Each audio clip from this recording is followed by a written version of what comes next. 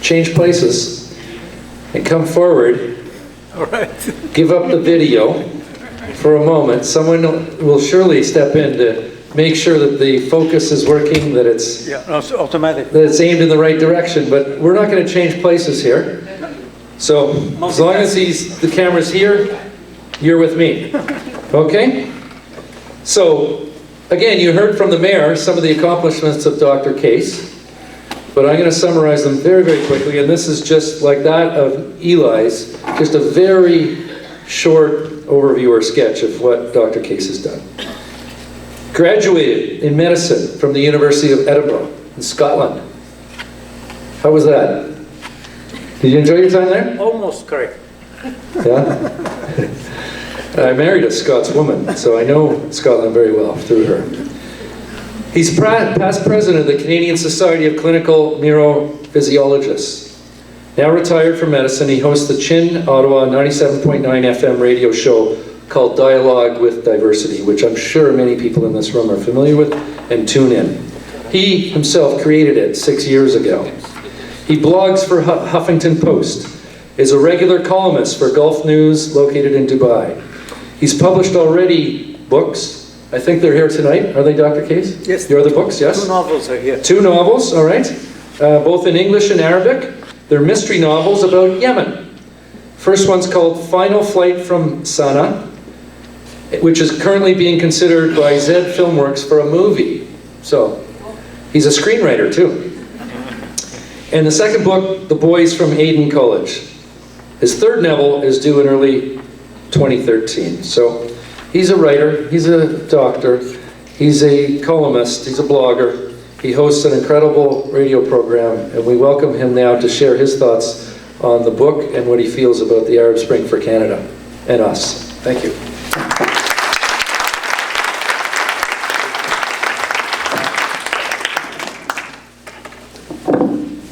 And he's also very provocative when he writes books, as you will discover when you read the book. But you know, the writer Kingsley Amis said, if you cannot annoy someone by writing, then don't bother to write. And because the problem is so complex, I have, as usual, said it like it is, and I hope that whatever provocative things that I've said will actually generate a lot of discussion, because how can you change if you do not, first of all, recognize your faults and mistakes, and then work on correcting them. You can only do so if you first recognize them, admit them, and then deal with them. So what I'm going to read a few paragraphs, and then I'll also read the what I call the 10 recommendations. I did not dare call them the 10 commandments. I have to say at first, in recognition of my co-author, my partner here, is that the idea of writing the book was in fact Eli's, not mine. He kind of fell in love with my radio program, Dialogue with Diversity, and he was on it for numerous times, and followed it every week almost, and liked what he heard. And then he thought that with that kind of attitude that I had, I would make a complementary kind of co-author for an idea of a book that deals with the situation of the Arab world over there and how it reflects on Arab Canadians. So we know that lots of things have happened, and so I'll go from the middle of one paragraph, and just want to reassure some of those of you who are a bit uneasy. I'm not going to read a poem. Okay, so this one is from around page 108, and it says, what will change immediately is the sense of freedom and dignity in Arab immigrants who continue to arrive in Canada in the meantime, and who will have seen enormous increases in human rights in Tunisia, and Egypt and Syria and elsewhere. They will expect and demand nothing less in Canada.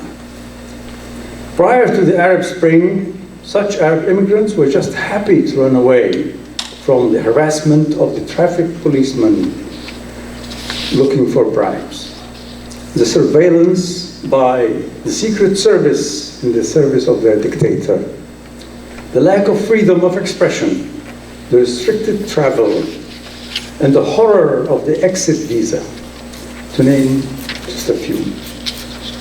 They would utter a sigh of relief as they landed at Toronto Airport, and then spend years trying to make a living so they could afford good housing and schools for their children.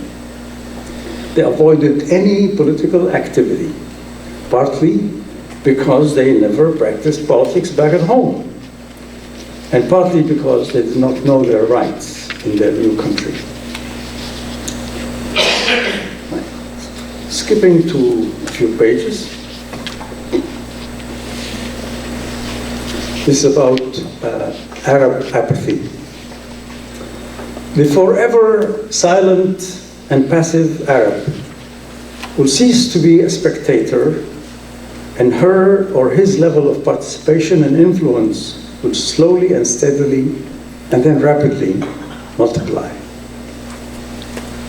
In the days of Arab dictatorships, that was unthinkable.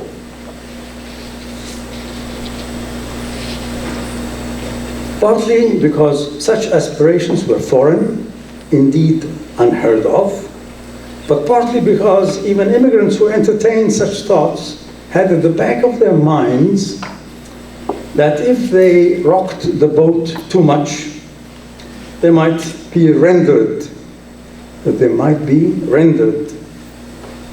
back to their countries of origin, perhaps to be paupers for the rest of their lives, or worse, to be imprisoned or tortured, as recent Canadian history has amply demonstrated. As a direct result of the wave of Islamophobia that followed the 9/11 attack in New York, and as you know that recently there's lots of articles and opinions being voiced as to who in fact created the 9/11 catastrophe, which varies from the official version. Many Arabs tried to camouflage their identities. Many people have admitted that to me, that they don't want to be known as Arabs. It's not something to be proud of at that time. Can anyone blame them? Especially when completely innocent Sikhs, who are neither Muslim nor Arab, were murdered in the United States simply because they wore turbans. I go on to another section, paragraph. I'm talking about reaching out, and this is very much the theme of this book. Political involvement should never be focused exclusively on Arab issues. I repeat, political involvement by Arab Canadians should never be focused exclusively on Arab issues. After all, we are Canadians first, albeit of Arab origin. We therefore care, or should care, about health care for all, including the poor and the handicapped. We should write about that and about road safety and women's shelters and air pollution and human rights in Sri Lanka. Yes, human rights in Sri Lanka and Darfur, not only in Palestine. That leads to the issue of building bridges with other ethnic and religious communities in Canada. In this global village of our world, the needs, the joys, and aspirations of all human beings are basically the same. Ask yourselves, what are your aspirations? They are safety, shelter, health, food and water, employment, family, friendship, and above all, love. Reaching out to others should be a constant preoccupation of the Arab Canadian community. If we do not care about the Vietnamese boat people, why should they care about Palestinian refugees?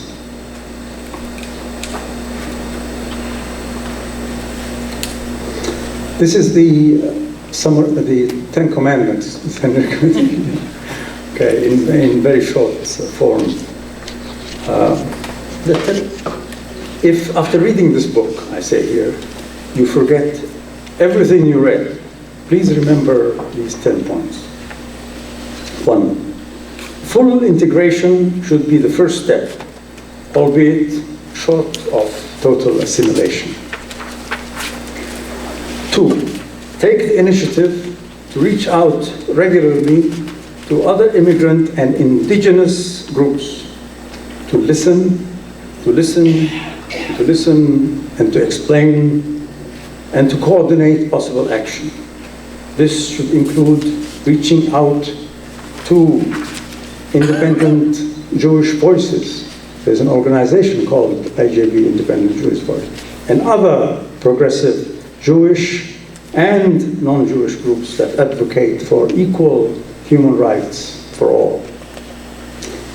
And I know that in this room, not only do we have Muslims and Christians, but we also have Jewish people here, friends of mine. 3, join or create intra-Arab dialogue to strengthen existing organizations, or if necessary, form a new one, but an inclusive, democratically elected and operated one. Participate in dialogue on social media. Support with letters to the editor or with funding electronic and non-electronic publications, and there are many of them that are progressive. There's one that is run by an Arab professor in London, the Canadian Charger, and we have a reporter here who writes for the Canadian Charger right there, and he's going to report on this meeting, for example.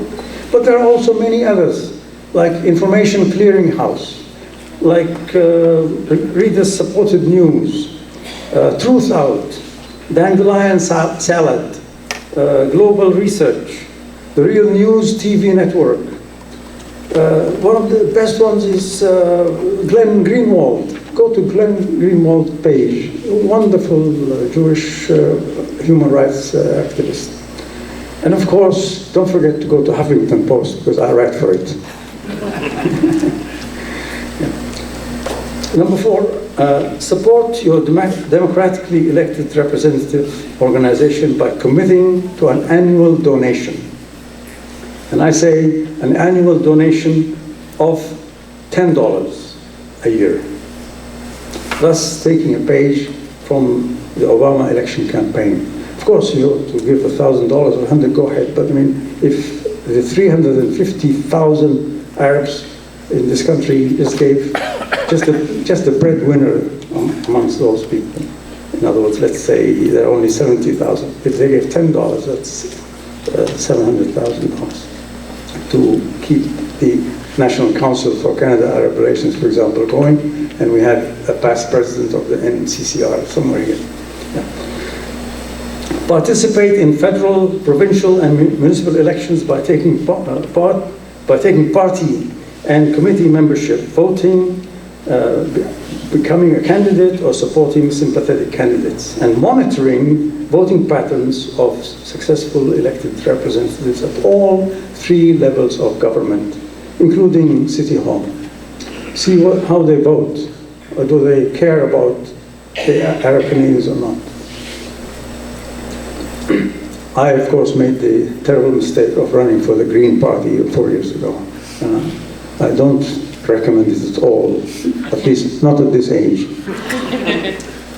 Form an independent think tank, and this is very important, because nobody consults the great talents that we have here in this country. A lot of the time, whenever something's happening in the Arab world, you find these experts hardly ever are Arab. Not because we don't have the talent, they're there, they just don't get asked.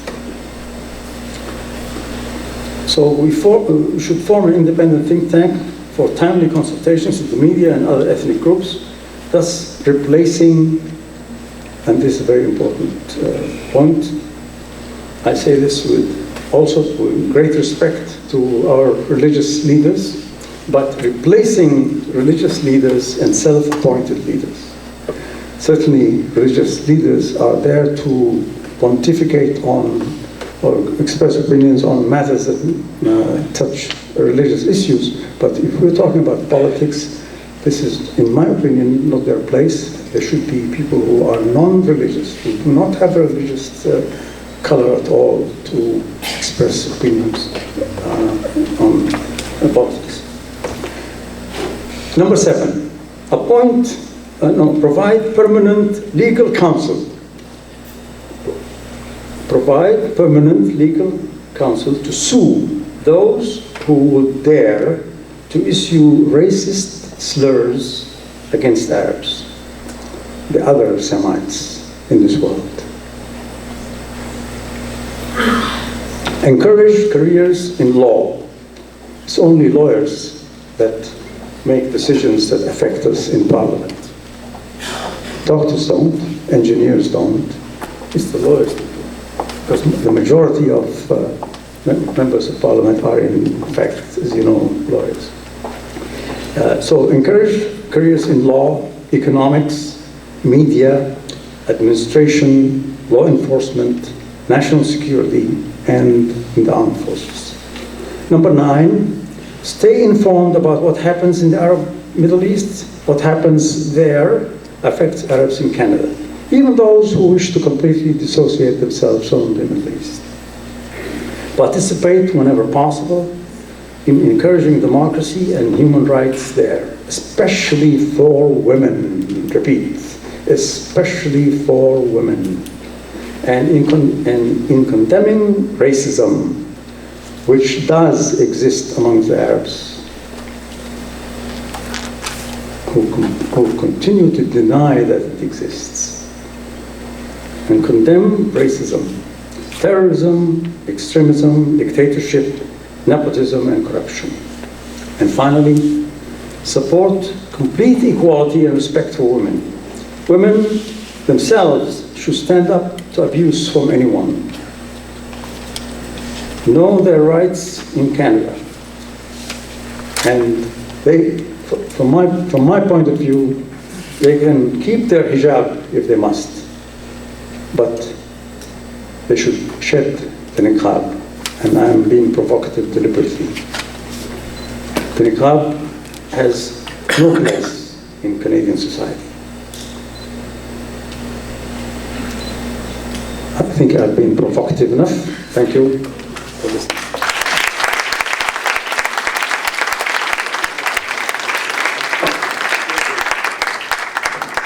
Thank you, Dr. Qais. That's special for each of the two of them to have shared their views and in their readings to